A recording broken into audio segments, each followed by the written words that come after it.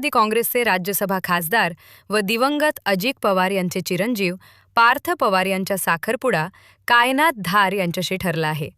कुटुंबाकडून 29 जुलै 2026ला साखरपुडा पुण्यात होणार आहे. पार्थ पवार कोण? 1. नाव पार्थ अजित पवार, वय 36 वर्ष. 2.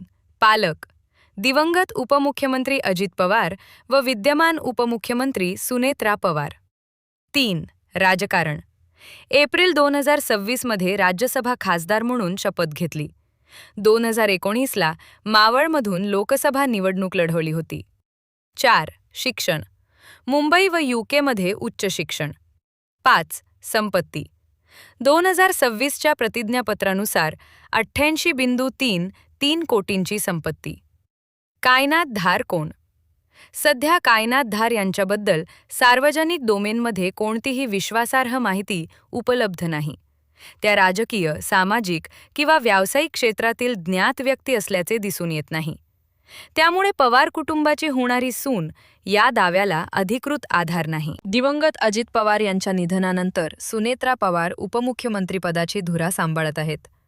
पार्थ पवार हे सध्या राज्यसभेत सक्रिय आहेत. कुटुंबियांनी वैयक्तिक आयुष्याबाबत नेहमीच गोपनीयता बाळगली आहे.